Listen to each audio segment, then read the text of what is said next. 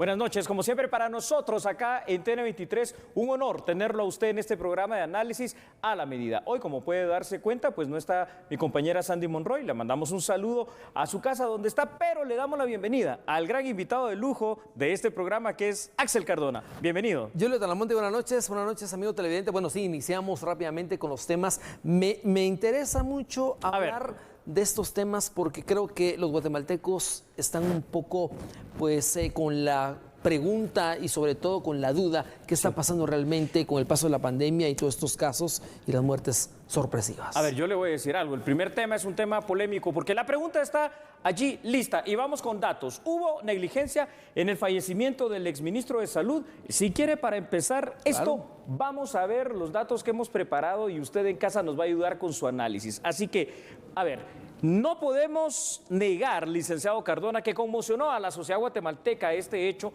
el fallecimiento del exministro de Salud, Jorge Villavicencio, por las condiciones, ¿verdad? Víctima colateral del COVID-19 y las circunstancias de su muerte. A ver, importante será aclarar si existió algún tipo de negligencia institucional o, en todo caso, negligencia personal sobre esta muerte. En primer lugar, licenciado Cardona, hay que preguntarse por qué el sistema penitenciario inicialmente había afirmado que estaba en la capacidad de tratar al exministro en sus instalaciones. De hecho, en esta parte del sistema penitenciario, afirmaban que podían hacerlo tanto en Mariscal Zavala o en todo caso en la cárcel de Fraijanes 2. El traslado hacia el Roosevelt pudo haber sido tardío. Esto habrá que investigarlo. Y lo peor de todo, las circunstancias en las que aparentemente este traslado se llevó a cabo, Axel. Claro, licenciado, mire Talamonte, lo que estará pensando la gente en la casa es lo siguiente. Si ya sabemos que nuestro sistema penitenciario ha colapsado desde hace muchos años, se siguen estableciendo los mismos protocolos para poder trasladar a una persona que está enferma.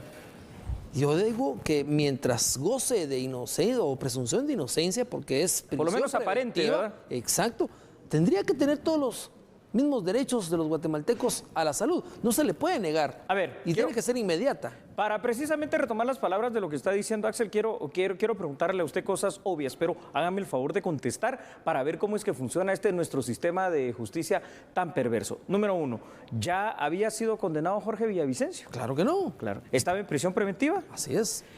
¿Se le aplica prácticamente la pena de muerte? Jamás. Bueno, entonces, vamos a la siguiente situación. Usted habló de la presunción de inocencia en el sistema penitenciario, aquí es presunción de culpabilidad en el sistema y presunción de culpabilidad para los jueces o alguna parte de los jueces de este país. La situación es que cuando esto pasa, al final de cuentas se trata de la guarda y la custodia, que no se escapen y que estén allí, y la rehabilitación de una persona privada de libertad, no de la muerte de una persona privada de libertad, porque el artículo 18 constitucional por el momento no se puede aplicar, el que dice pena de muerte. Entonces, ¿por qué pasan estas cosas, Axel? Claro, no, y es que no es la primera vez, por eso le digo, allá en casa se estarán preguntando, ¿cuántos exfuncionarios más tendrán que pasar por este camino para que se pueda establecer ya un mejor control de los privados de libertad en prisión preventiva? Abro un paréntesis, Axel. Fíjese que ojalá que no, pues, ¿verdad? Que las cosas mejoren, pero puede ser que dentro de poco se tenga que dar una noticia, siempre con relación a privados de libertad de alto perfil, falleciendo de esta enfermedad. Terrible. Claro, pero, y ahora la pregunta es, ¿qué pasa con la familia? ¿Qué pasa con los procesos? ¿Quién va a dar la cara en este caso? ¿Quién va a dar la cara? Si sabemos que sí, estaba enfermo de COVID-19, claro, pero ¿qué medidas se tomaron para brindarle la asistencia? Quiero ahondar en eso, si usted me lo permite. Vamos con la producción de la medida a ver otros datos, Axel, que son importantes para este análisis. Televidentes, por favor, presten atención. Habrá que investigar también en este caso si los permisos del juez contralor, que es la jueza Erika Ifán, para la realización de exámenes y hospitalización, fueron o no oportunos. Con relación al tema, quiero profundizarlo, Axel, porque cuando se tuvo la autorización de la jueza Ifán para el arresto domiciliario del exministro Jorge Villavicencio, el sistema penitenciario dijo que no, pues podían atenderlo ambulatoriamente. Luego, la jueza en su momento le otorgó un arresto domiciliario, una especie de evasión, se lo quitó, pero en este caso específico del COVID-19 se lo otorgó y a los 3 días lo revocó, quiere decir, se lo quitó. Labor ahora será del Ministerio Público investigar quién o quiénes cometieron negligencia en este caso, pues cuando Jorge Villavicencio fue trasladado al Roosevelt, evidentemente, y tal como lo vimos anoche, ya era demasiado tarde y falleció. Ahora yo le digo algo, todos los guatemaltecos estarán preguntándose lo mismo, bueno, ¿y si es culpable o no? eso dependía de la ley. Sí. No dependía de nosotros, no dependía de la salud en este caso, sino que dependía de la ley. Si era inocente o era culpable, era la ley la que se tenía que encargar, pero no morir por una negligencia médica. Es la pregunta. O sea, no se le puede pues negar la asistencia médica a un privado de libertad. Sí, dependía. Haga lo que haga. Haga lo que haga, sí. En este momento es evidente, ¿no? Por lo que está pasando. Dependía de la ley, pero ¿qué pasa cuando al final de cuentas este sistema acusatorio se vuelve un sistema inquisitivo? Este sistema en el cual la presunción de inocencia se vuelve presunción de culpabilidad. No estamos diciendo que son culpables o son inocentes, estamos diciendo que si está enfermo, el exministro Villavicencio o cualquiera de los 26,000 privados de libertad debe recibir la atención médica oportuna, inmediata, en su momento, porque no se trata de aplicar de esta forma negligentemente la pena de muerte. Después, ¿a quién van a demandar? No van a demandar a la jueza, no van a demandar al director del sistema penitenciario, van a demandar al Estado de Guatemala. Exacto. ¿Y quiénes van a pagar esa demanda cuando perdamos ante la Corte Interamericana de Derechos Humanos? Nosotros. Claro. Bueno, véanlo ustedes, que eso es lo que pasa. No, y por eso le digo yo, ¿cuántos funcionarios o exfuncionarios más tienen que pasar esto? ¿Cuántos han muerto también que no son exfuncionarios, pero que son privados de libertad en situaciones por negarles un traslado a un centro asistencial? Así es. Por no llevarles la asistencia médica a la carceleta? Y sobre todo cuando, en todo caso, el director del sistema penitenciario, pues en su momento afirmaba que tenían la capacidad real instalada de poder atender a Villavicencio ahí. Víctima colateral del COVID-19 porque adquirió esa enfermedad en la cárcel, pero terminó falleciendo, como pasa en muchos casos por el COVID-19, por una enfermedad conexa. Y entonces uno se pregunta, los médicos, los enfermeros, los hospitales, lo que supuestamente hay en el sistema penitenciario para atender a los privados de libertad, no funcionaron. Ya dice el abogado defensor de Luis Villavicencio que va a deducir las responsabilidades y a presentar las querellas penales contra el director general del sistema penitenciario y contra la misma jueza Erika Ifán por este caso. Ahora yo le pregunto algo, licenciado Talamonti. A ver. ¿Qué debemos de hacer como sistema penitenciario en Guatemala? ¿Qué se debe hacer con las autoridades de justicia? Analizar esta situación que no se puede volver a repetir. Hay varios exfuncionarios aún privados de libertad en procesos, no han sido condenados, no se ha avanzado en sus casos. Mire, no solo, Axel, no solo en A la Medida hemos hablado con usted, hemos hablado con Sandy este tema, lo hemos hecho en varios espacios distintos de TN23 con su persona y es evidente, a veces ya hasta se cansa uno de decir que es una de las posibles soluciones. El sistema penitenciario actual no sirve, hay que entender, no sirve. La reforma que, a ver, ¿se recuerda de Julio Rivera Clavería? Claro. Él siempre nos habla acerca de la reforma policial. Dejémosla por aparte, porque en su momento sirvió a medias. Pero hay que hablar ahora de la reforma integral del sistema penitenciario. Número uno, para la seguridad de los guatemaltecos, o sea, el control de las cárceles realmente, y que no hayan extorsiones, por ejemplo. Pero número dos, para poner orden, ¿no? Para poner orden, que se cumplan las condenas, que se rehabilite a la gente que se pueda rehabilitar, que no delincan de ahí adentro y que estas cosas no pasen. Pero si no entendemos que para ello se necesita construcción de infraestructura verdaderamente adecuada para el sistema penitenciario y todo un personal capacitado, y se sigue tratando a esta institución como la cenicienta del sistema de justicia, esto no va a terminar nunca. Al contrario, Axel, esto va a empeorar cada vez más. Ahora yo le digo algo, dentro de la misma reforma de justicia se estaba planteando lo del arresto domiciliario por el hacinamiento de las cárceles, porque no hay un lugar adecuado para usted ellos. Tiene razón, pero mire, aquí en Guatemala, pues parece que es una utopía, es decir, es un alegrón a medias, ¿no? Porque ya son casi 4 años de que se aprobó aquella reforma legal en la cual se iba a implementar el brazalete de control telemático. Pero ¿de qué sirve que exista en la letra muerta esa ley para utilizarlos si pasan los años y siguen pasando los años y nunca los usamos? Entonces, problemas como el hacinamiento en las cárceles no se combaten. Problemas como la corrupción en las cárceles no se combaten. Y problemas como lo que pasó con el exministro Jorge Villavicencio, pues seguirán allí a flor de piel y a la orden del día. Mire, tremendo eso, licenciado. El tema es bastante amplio, guatemaltecos. No decimos que son inocentes, no decimos que son culpables, decimos que existió algo y se tiene que investigar.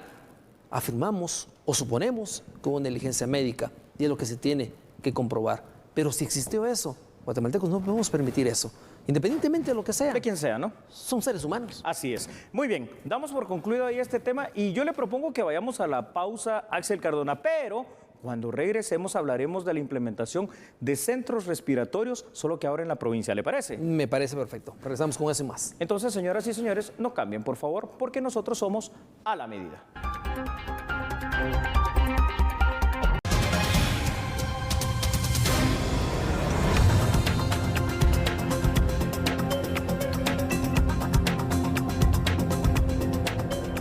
Como siempre, el agradecimiento para usted que permanece en sintonía de este su programa de análisis A la Medida. Y vamos con el siguiente tema, Axel, porque son los centros de bienestar respiratorio en la provincia. Y antes de empezar con el análisis, le pido por favor a nuestro equipo de producción que presente estos datos. A ver.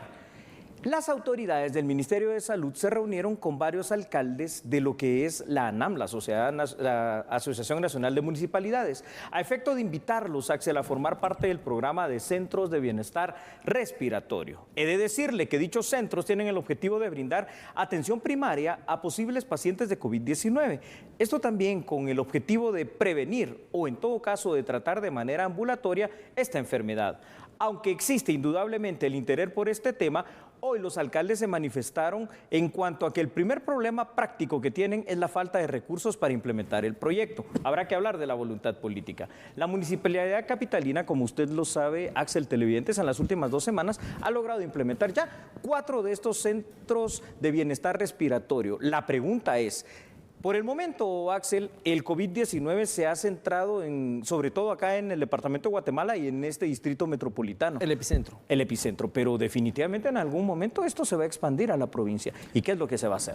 Definitivamente. Y es que, mire, lo que trabajó el gobierno central de los hospitales temporales era un gran alivio, definitivamente, para poder, pues, contrarrestar lo que se venía y lo que ya se vino y lo que está actualmente. Pero lo que ¿no? se espera que venga es lo que se tiene que anticipar. Yo creo que esto debería ser de apoyo mutuo con las comunidades, las municipalidades de las regiones. Por región, considero yo, porque por regiones se puede usted pues interconectar rápidamente con departamentos del oriente.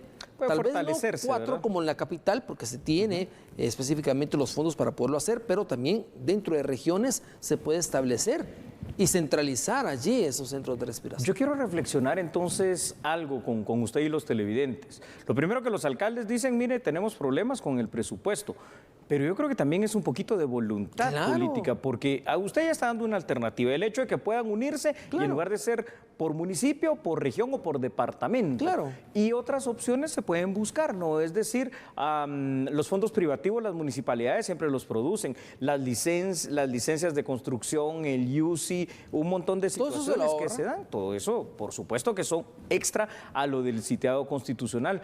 Y aparte, pues algunas de ellas manejan algunos créditos con entidades internacionales que no creo yo en este momento que les dirían del todo no en cuanto a este tipo de proyectos. ¿Se recuerda, Talamonte, que estábamos hablando la semana pasada de las ONGs? Sí. Bueno, ¿dónde esos están? fondos, ¿por qué no los utilizan ahora? Es que eso ¿Por qué es lo no que apoyan a las comunidades de las que se han servido? Eso es lo que uno se pregunta, aunque hoy no es el tema, esto de las ONGs. Pero Viene como anillo al dedo, ¿no? Porque ahí es donde quedan como grandes ausentes. Ahora, permítame, por favor, Axel, que veamos datos nuevamente, porque es bueno darle sustento a este análisis. Muy bien, gracias. Este proyecto es parte de la estrategia que permitiría la no saturación de los hospitales que usted ya mencionó ante la alta demanda por la pandemia. A la vez representa una forma práctica y yo diría que hasta cierto punto simple para llegar a las áreas más recónditas de Guatemala. Faltará ver si existe de verdad la voluntad política por parte de los actores involucrados y sobre todo la capacidad operativa para tener sede, médicos y medicinas. Por su parte, el alcalde capitalino, Quiñones, ha dado muestras de que sí se puede, porque aquí está. Pero también déjeme decirle lo siguiente, es decir, evidentemente a nadie le va a gustar que en su barrio, en su colonia, en su calle, en su avenida, le vayan a poner un centro que le digan, mire, aquí vamos a atender probablemente pacientes con COVID-19, pero este tipo de decisiones hay que tomarlas, hay que hacerlas, porque al final de cuentas también, Axel, son acciones preventivas, ¿no? Claro, y es que acá también viene esta inmadurez muchas veces de los guatemaltecos de no poder entender realmente y por qué discriminar. Eso es la palabra. O sea, no tenemos que llegar a ese punto, porque en cualquier momento, tanto un familiar, un amigo o uno mismo puede estar necesitado de eso. Y si no lo tienes a la mano, ahí es la pregunta, ahí te vas a responder. Esa es la situación. Inclusive estos centros, digamos, de atención respiratoria y ambulatorios, lo que podrían hacer inclusive fuera de detectar si la persona está o no infectada con COVID, supongamos que sí lo esté y que sea un paciente o de los asintomáticos o con COVID, digamos, manifestado de una forma leve o moderada. Bueno, tener los kits ambulatorios de medicinas con todo el tratamiento para que vayan a su casa. Entonces, ningún lugar mejor para cuidarlos que en su propia casa, eso sí, tomando las medidas de prevención correspondientes. No sé, ahí está la intención. Quien preside la COPRECOVID, que en este caso es la ministra de Salud, pues bueno, tuvo la intención de compartir esto con los alcaldes. Ahora esperemos que no quede en un bonito discurso, Axel, sino que quede en una realidad. Porque decir que se van a construir hospitales o centros por parte de la cartera de salud en los 340 municipios, eso es falso, no se puede. Materialmente es imposible. Claro, y por eso se manejan fondos dependiendo de cada municipio. Por eso son creadas también las municipalidades. El poder local. Los poderes locales, claro. El poder local. Y es que yo le digo, médicos se tiene, sí, casi ya en todas las comunidades. Es correcto. Medicinas, hay. Y eso sí lo puede dotar el Ministerio de Salud. Sí, es correcto. Y le digo algo, Axel. El lugar lo tiene la municipalidad también. En la misma municipalidad, si se necesita un espacio. ¿Qué necesitan? La voluntad. La voluntad política. Y esa voluntad política debe quedar manifiesta. Y es más. Es decir, aquí los vecinos deben de tener ese acercamiento a través de sus COCODES, por ejemplo, con las municipalidades, para decir, miren, señores, si nosotros queremos algo, un lugar, un sitio, que como usted dice, si no quiero que esté en ninguna casa, en ninguna calle, lo implemento en la municipalidad, simplemente. Claro. 1 o 2 cuartos, en el salón municipal. Exactamente. Se puede adaptar. Es que esta es una pandemia y es la urgencia lo que hay que atender. Y aquí hay que tener más cabezas que piensen por una. Prioridades. Por eso tiene usted también a sus concejales, tiene a todo su gobierno municipal. Tienen que trabajar en conjunto. Pero yo le digo algo, en lo que inició la pandemia, dígame qué actividades han hecho en los diferentes departamentos. Se han suspendido ferias, sí, se han suspendido actividades. Entonces los fondos están allí. Sí. ¿Por qué no destinarlos? Claro. Así que, bueno, esperamos que este tema sea tomado con la seriedad del caso por todos aquellos alcaldes que conforman esta Asociación Nacional de Municipalidades y que sea una realidad en beneficio de la población del interior de la República, como ya se está haciendo aquí en la Municipalidad Capitalina. Mientras tanto, nosotros continuamos con más información. Bueno, y es que también durante un conversatorio realizado por expertos en el tema migratorio, que es otro de los temas también de interés a nivel regional, se dio nuevas políticas o se deben de impulsar nuevas políticas regionales para la atención de las poblaciones migrantes. Es decir, no dejarlos en el olvido, al contrario, apoyarlos durante la pandemia, antes y después de la pandemia. A pesar de la pandemia, el flujo migratorio no se detiene y este sigue en incremento. El último reporte de la Oficina de Aduanas y Seguridad Fronteriza de los Estados Unidos mostró en junio un aumento del 40% en las detenciones en comparación a mayo. Es por ello que expertos consideran que deben cambiarse las políticas migratorias, mejoran la atención de salud, respeto de los derechos humanos, tomando en cuenta la situación que atraviesa la región y lo que se avecina. Entonces, el tema de la sanitario nuevamente creo que va a regresar con fuerza como parte de ese control fronterizo, de ese control de las fronteras y no solamente en nuestros países, ya lo estamos viendo, ¿no? La Unión Europea se resguarda. Los migrantes siempre son parte de nuestro pueblo, son parte de nuestra sociedad. Muchos de ellos se fueron no porque quisieron, sino porque no tuvieron otra opción. Y aunque se hubieran ido porque lo hubieran querido, hay una serie de derechos básicos, fundamentales, que la enfermedad no te los quita. Entonces, yo creo que en esto hay que ser bastante contundentes en torno al piso de derechos que las personas tienen con o sin la enfermedad. Aunado a que las condiciones propias de los migrantes pues hacen difícil el diagnóstico sintomatológico. ¿Por qué? Porque llegan deshidratados, llegan con fiebre, pero no porque tengan COVID, sino por las condiciones en que han transitado durante varias horas, largos periodos, días, semanas. En junio se registraron 32.512 detenciones en la frontera sur de migrantes de Guatemala, Honduras, El Salvador y México, y en mayo pasado fueron 23.142 capturas. Mientras tanto, abril contabilizó 16.969. Asimismo, en junio, la seguridad fronteriza de los Estados Unidos capturó a 1.564 menores no acompañados. Bueno, definitivamente que el tema migratorio será siempre un tema de interés, yo lo digo así, no de país, de región. Definitivamente que lo es. Definitivamente. Y en el tiempo de pandemia, todos tenemos que trabajar. Es correcto, Axel Cardona. Vamos a ir a la pausa, pero fíjese, a usted se lo voy a decir y probablemente también a usted que nos está viendo en seguramente casa. van a escuchar. Poquitos Sí, nada sí. más, ¿verdad? Gran cruzada contra la desnutrición. ¿Qué le parece? Me parece perfecto. Con Muy eso bien. regresamos. Entonces, escuche esto. Venga, por favor, señoras y señores, no cambien. Solo recuerde algo. Somos a la medida.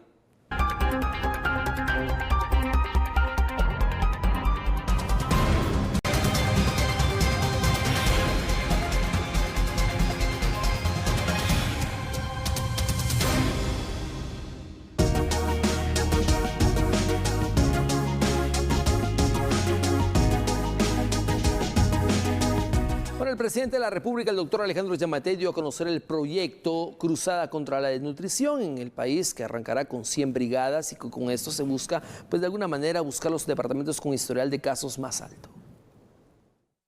El presidente de la República, Alejandro Yamatei, acompañado del personal de la Secretaría de Seguridad Alimentaria y Nutricional, CESAN, así como de representantes de organizaciones internacionales, presentaron en San Marcos el plan de búsqueda activa de niños y niñas afectados por desnutrición aguda. Primero, un agradecimiento a Dios que nos permite, en medio de la crisis, 6 meses después, pero por fin estar arrancando la gran cruzada contra la desnutrición en Guatemala.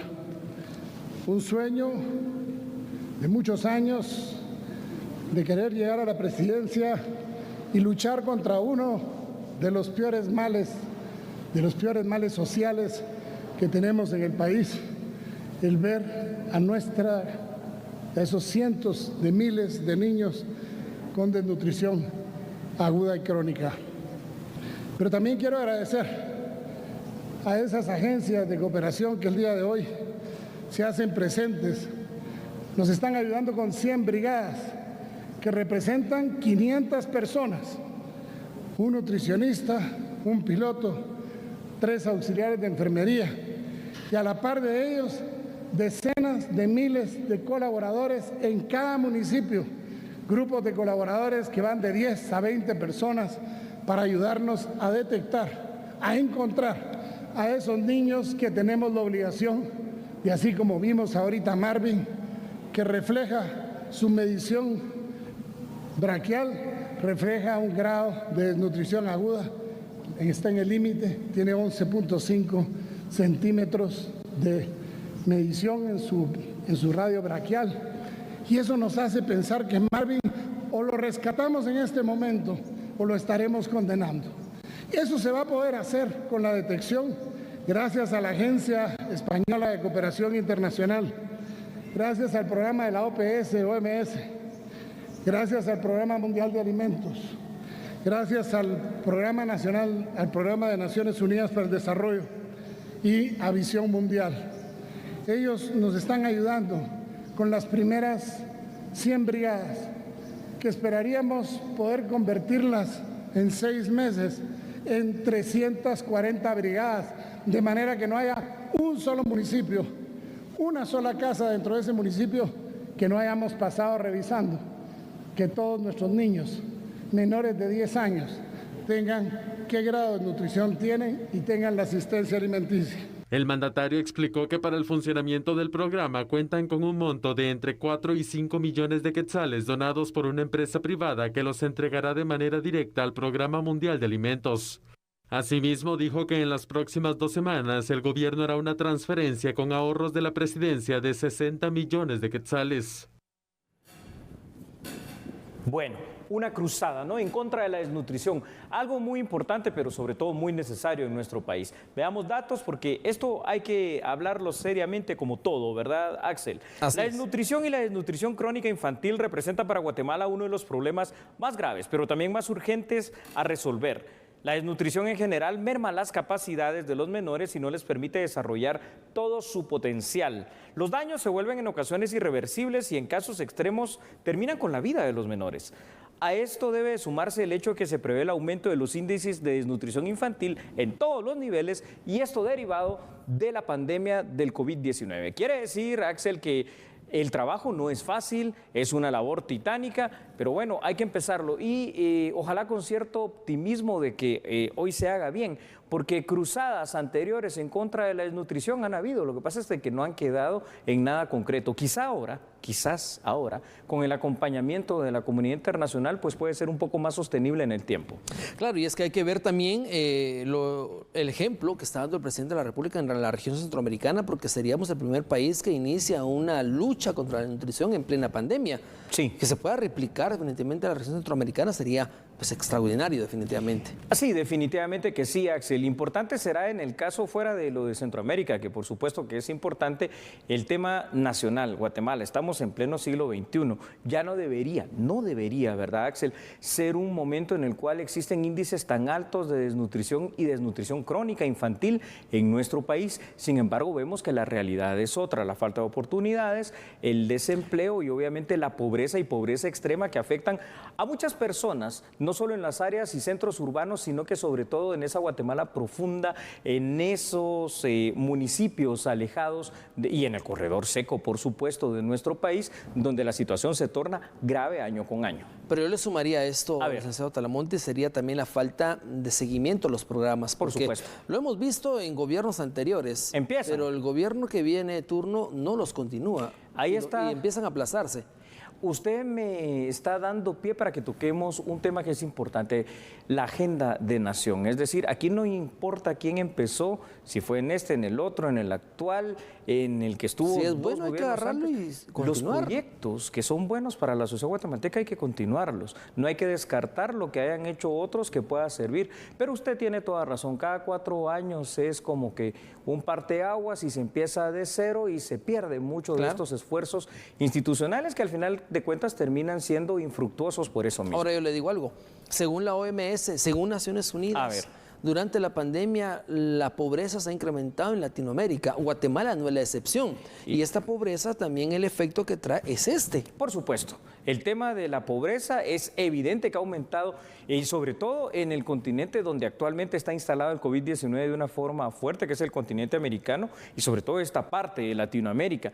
Y consecuentemente, y lo hemos visto aquí en Guatemala día con día, no se trata solo de la crisis de salud, se trata de la crisis social. Y la crisis social se traduce en varios elementos, Axel. La pérdida de empleos, la quiebra de empresas, emprendimientos que ya no funcionaron y por supuesto la consecuente pobreza. Pero como usted bien dijo, la pobreza no viene sola, lamentablemente trae una amiga que no es nada buena, en este caso la desnutrición. Miremos el continente africano y la India, que tiene pues datos bastante alarmantes en casos de COVID-19, la mayoría ha sido por desnutrición. Así es. En esas comunidades, Guatemala necesita adelantarse, anticiparse a eso.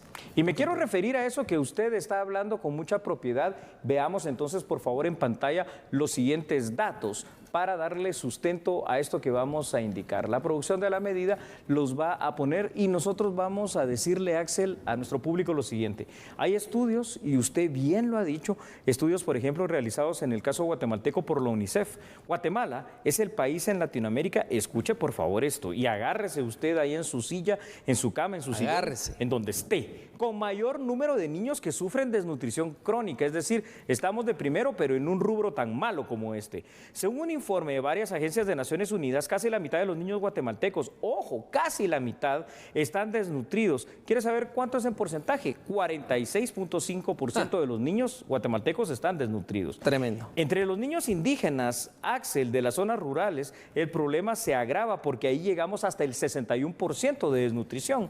La situación guatemalteca se vuelve aún más dramática al compararla con la situación mundial. El porcentaje de niños guatemaltecos con desnutrición crónica es similar a algunos países africanos, como usted muy bien lo mencionó, y asiáticos afectados por guerras internas. Y aquí nos estamos refiriendo, por ejemplo, ahí sí que a estados fallidos como la República Democrática del Congo. Pero es que estamos hablando de ese tipo de países, o estamos hablando de Haití para el caso latinoamericano. Claro. Entonces es dramático esto. No, definitivamente. Pero como lo decíamos al principio, se aplaude la decisión del presidente de iniciar esta cruzada. Es correcto, sí, por supuesto. Que se continúe definitivamente y que se contrarreste el porcentaje, el mayor porcentaje que se pueda.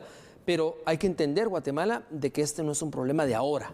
Este es un problema que se viene jalando de décadas atrás y que, como lo decíamos también en su momento, se han hecho programas, que son de beneficio, pero que se han cortado, lamentablemente, por no tener voluntad política. Así es. Bueno, pues Axel, para concluir esta situación, junto a usted, allá en casa televidente, le decimos algo. Ahí está, ha iniciado entonces esta gran cruzada nacional en contra de la desnutrición. Lo que queda, este tipo de esfuerzos, es apoyarlos, porque eso va en beneficio de nuestros niños, de nuestro futuro y, al final de cuentas, de Guatemala. Claro, definitivamente. Bueno, vendrá un tema, después de la pausa, que será interesante.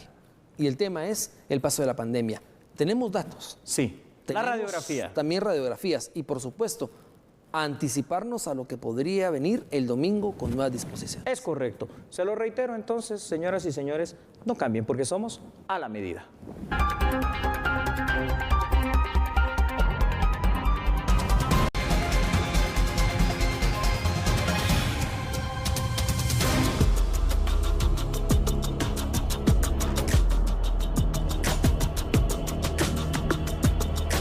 Bueno, vamos a iniciar rápidamente con los datos del COVID-19. La jornada cierra con estos datos generales para que usted lo tome en cuenta. Región metropolitana. Estamos hablando de 26.052 casos. Ciudad de Guatemala tiene el mayor porcentaje, 13.617. Misco, que es de los municipios del departamento, 3.053. Villanueva, 3.349. Santa Catarina Pinula, 871. San José Pinula, 467. Villa Canales, 603. San Miguel Pitapa, 1.030. Y Amatitlán, 709. Sigue siendo el epicentro de la pandemia, con el 69.9%. Así es, Axel. Vámonos al norte de nuestro país, la región norte de Petén, 831 casos. De hecho, el Petén presenta 287 casos positivos detectados de COVID-19, mientras que Alta Verapaz, 318 y Baja Verapaz, 226. Vamos ahora a otra región rápidamente. Nos ubicamos en la región nororiente con 1.755 casos, dentro de los cuales se distribuyen Izabal, 602, Zacapa, 418, Chiquimula, 285 y El Progreso, 450. Ojo con esto, porque El Progreso ha subido de número. Así es, sigamos avanzando entonces y ahora nos vamos al suroriente del país con 878 casos, 3 departamentos, Jutiapa con 323, Jalapa 93 y Santa Rosa 462 casos detectados de COVID-19. Vamos ahora a la región que nos corresponde, la región central, 4.760 casos. Chimaltenango, 548. Zacatepeques, 1.741. Y Escuintla, ojo porque Escuintla está entre los 9 departamentos con restricciones actuales, 2.471. Trasladémonos entonces, por favor, al suroccidente del país. Y aquí encontramos gran cantidad de casos, 4.239 de hecho. Quetzaltenango, alto, con 1.567. Retaluleu, 324. San Marcos, alto, 1.134. Suchitepeques, 803. Sololá, 233. Mientras que Totonicapán, 178 casos. Definitivamente es una región bastante fuerte en el sentido del paso de la pandemia. La región noroccidente, 351 casos, pero esto lo corresponden solo 2 departamentos. Así es. Huehuetenango con 172 y Quiché, 179. Así está la jornada con la cual cierran en estos datos ya actualizados en el tablero que ha dado a conocer virtual el Ministerio de Salud. Datos correspondientes y concretos en relación al número de pruebas realizadas y por supuesto los resultados obtenidos y también con las personas recuperadas después de 21 días y restarles lamentablemente los fallecidos. Bueno, y para reactivar el turismo se necesita de coordinar varios esfuerzos entre público y privado y nuevos programas y estrategias para poder recuperar lo que hasta el momento se ha perdido, que podría pasar 2 a 3 años. El turismo pues nos va a tomar, por lo menos en el internacional, alrededor de unos 3 años, ¿verdad? En recuperar los niveles de demanda que teníamos hoy en día, pero ciertamente, retomando estas últimas palabras que decía Leda, ¿qué vamos a hacer? ¿Cómo vamos a participar como región? Este es el panorama para el turismo de la región, en donde Guatemala sigue siendo uno de los países con mayor impacto. Cuando miramos 3 países centroamericanos que hemos incluido en este ejercicio, vemos que la caída del PIB de Costa Rica y Nicaragua podría llegar alrededor de un 2% en un escenario base, y en el caso de Guatemala va a estar más bien en torno a 1 punto porcentual. Y justamente los círculos en naranja muestran cuál podría ser la caída en el empleo o el aumento del desempleo en puntos porcentuales, y también es alrededor de un de un 2%. Y en el caso de Guatemala, 1%. Pero obviamente mucho va a depender de en qué medida los países van a lograr de controlar la pandemia. Por ello, se insta a impulsar las siguientes estrategias regionales. ¿Cómo lo hacemos? ¿A quién se los dedicamos? Estas directrices ponen de relieve la importancia de restablecer la confianza de los granjeros a través de protocolos de seguridad. Exactamente lo que se está hablando. Para tratar de ir reduciendo, porque en definitiva lo que tratamos de reducir es ese riesgo, esa percepción que tenemos de lo que significa comenzar de nuevo. Hay que hacerlo con responsabilidad, hay que abrir las fronteras con responsabilidad, hay que trabajar con responsabilidad. Y es que en otra información, dueños de compañías de remesas familiares y también de transporte de insumos familiares, pues han dicho en esta jornada que están pagando una doble tributación por su trabajo, por lo que le han pedido a las autoridades competentes el poder hacerse cargo y revisar de esta situación a efecto de evitar ese doble pago. Miles de guatemaltecos viajan al territorio norteamericano con un objetivo en mente: sacar adelante a su familia en el país que los vio nacer. Eso también lo hacen mediante las remesas familiares en especies que son llevadas hasta los hogares de los ciudadanos por empresas dedicadas a realizar esta transacción. Iris Rosales, representante de transportistas de remesas familiares en especies, explica de qué se trata. La figura correcta es remesa familiar en especie, ¿verdad? Porque es todos aquellos materiales que las personas migrantes reúnen para mandar a sus familias, porque como por no haber encontrado oportunidad en nuestro país, tuvieron que emigrar para buscar mejoras para sus familias, ¿verdad? Y que se desarrollen sus hijos y puedan estudiar y tener educación y lo vital. Entonces en esa caja vienen cosas que ellos consumen, ¿verdad? Aquí nadie compra ni vende. Aquí el único que se esfuerza es el migrante en poder llenar esa caja y ayudar a sus familias. Sin embargo, este trabajo se está complicando, ya que han pasado por meses difíciles en donde los dueños de las compañías de transporte de remesas de insumos familiares están obligados a pagar el doble de tributación. Por esta pandemia que estamos pasando, tanto acá en Estados Unidos como en Guatemala, nosotros le pediríamos a las autoridades pues que de buena voluntad se nos quitaran o que nos bajaran, nos ayudaran con esos impuestos que nos están cobrando extras, a modo de nosotros poder mantener los trabajos aquí en Guatemala como en Estados Unidos y poder salir adelante y no irnos a la quiebra como pequeñas y medianas empresas. Es de esta forma como se desarrolló una reunión con la Comisión del Migrante del Congreso de la República, donde solicitan a las empresas encargadas encontrar una solución pronta para evitar complicaciones. Incluso esperan sostener una reunión pronta con la SAT y Migración. Bueno, el alcalde de Villanueva, el señor Javier Gramajo, se refirió a los hallazgos de la Contraloría General de Cuentas en las administraciones anteriores. A inicios de año, el alcalde de Villanueva, Javier Gramajo, solicitó una auditoría forense a la Contraloría General de Cuentas. Uno de los hallazgos fue la tercerización del cobro de impuesto único sobre inmuebles que actualmente se realiza de forma directa en la municipalidad. Actualmente la municipalidad de Villanueva pues tiene un fideicomiso abierto desde hace 16 años y hace más de 2 semanas la Contraloría General de Cuentas presentó la denuncia penal y están enmarcando a más de 60 personas que están metidas en un proceso de denuncia penal por la contratación de una empresa para modificar, trabajar y recaudar el YUSI del municipio de Villanueva. Y esta empresa creaba y cobraba una comisión, la cual era en perjuicio de los vecinos de Villanueva. Según el oficio de la Contraloría General de Cuentas, la empresa cobró 1.800.000 quetzales en 20 pagos semestrales. Por otra parte, el fideicomiso, que estaba cerrado desde octubre de 2019, fue reaperturado hace 3 meses. Ello ha permitido que se realicen trabajos de infraestructura que la comuna tenía pendiente. El día miércoles inician 980 toneladas de asfalto en todo el municipio, vienen proyectos de adoquinamiento del pozo de agua de Ciudad Real, vienen los proyectos que poco a poco hemos venido sacando a cotización o a licitación, que hay que hacer el proceso de Guatecompras, esperarlo, pero ya empiezan a entrar los primeros proyectos que hace 3, 4 meses iniciamos en el fideicomiso para empezar a trabajar por el beneficio de los vianóvanos. Bueno, ha sido un placer haber estado con usted, Julio. Gracias, Axel Cardona, muy amable. Lo esperamos acá más seguido. Y a usted, nos vamos, pero regresamos mañana. Chao.